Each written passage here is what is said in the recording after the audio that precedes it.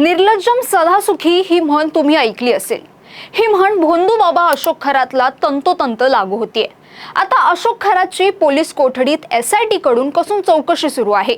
त्याला पोलीस अनेक प्रश्न विचारतायत, पण अशोक खरातला आपल्या कृत्याचा कसलाही पश्चाताप नाहीये। उलट हा नराधम म्हणतोय की महिलांसोबत केलेली कृत्य हा विधीचाच एक भाग होता। पाहुयात याबद्दलची सविस्तर माहिती। नमस्कार, मी जान्हवी जाधव आणि आपण पाहत आहात टाइम महाराष्ट्र। अध्यात्म आणि दैवी शक्तीचा बनाव रचून अनेक महिलांचं लैंगिक शोषण करणारा, खंडणी उकळणारा, अनेकांची कोट्यवधींची फसवणूक करणारा, अंधश्रद्धेचा प्रसार करणारा भोंदू बाबा अशोक खरातची SIT कडून कसून चौकशी केली जाते। 29 मार्च पर्यंत पोलीस कोठडीत असलेल्या खरातने चौकशी दरम्यान पोलिसांसमोर अजब दावे केलेत।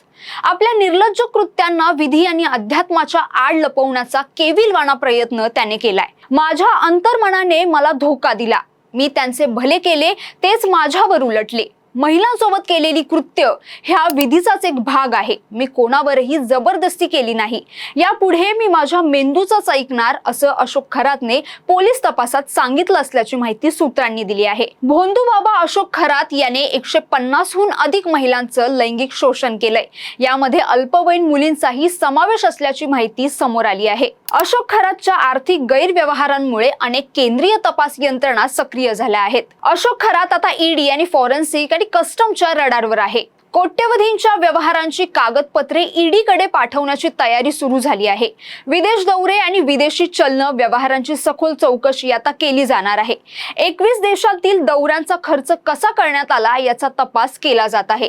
तुर्कस्तानासह विदेशातून आणलेल्या साहित्यावर कस्टम ड्युटी भरली का याची चौकशी सध्या आता सुरू आहे। नाशिक नगरमध्ये अशोक खरातची तब्बल 52 मालमत्तांची माहिती समोर आली आहे। त्याने महिलांना फसवण्यासाठी वापरलेले बनावट खडे, मद विक्रीतून कमावलेला पैसा तपासाच्या कक्षेत आहे। महाराष्ट्र सरकारने नियुक्त केलेल्या विशेष तपास पथकाने केलेल्या तपासात भोंदू अशोक खरात हवाला रॅकेट चालवत असल्याचं उघडकीस आलं आहे। परदेशात पैसा पाठवण्यासाठी खरात हवाल्याचा वापर करत होता। या पैशांची देवाणघेवाण दुबईपर्यंत होत असून यामध्ये खरातचे अनेक बडे भक्त व अधिकारी त्याला मदत करायचे। त्यामुळे हा आर्थिक गुन्हा आंतरराष्ट्रीय स्तरापर्यंत पोहोचण्याची शक्यता असून याबाबत SIT ला सबळ पुरावे मिळाल्याची माहिती आहे। विशेष म्हणजे भोंदू बाबा अशोक खरात कोठडीत असतानाही त्याचा ढोंग सोडायला तयार नाहीये।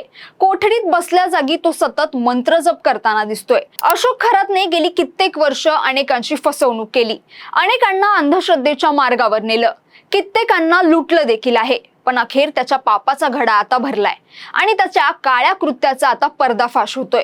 पण या सगळ्याबद्दल अशोक खरातला ना खंत आहे ना लाज आहे।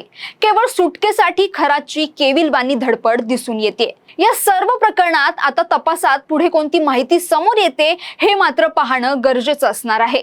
तर तुम्हाला या सगळ्याबद्दल काय वाटतं? तुम्हाला हा व्हिडिओ कसा वाटला आम्हाला नक्की कमेंट करून कळवा आणि अशाच व्हिडिओसाठी टाइम महाराष्ट्राला फॉलो आणि चॅनलला सबस्क्राईब करायला विसरू नका।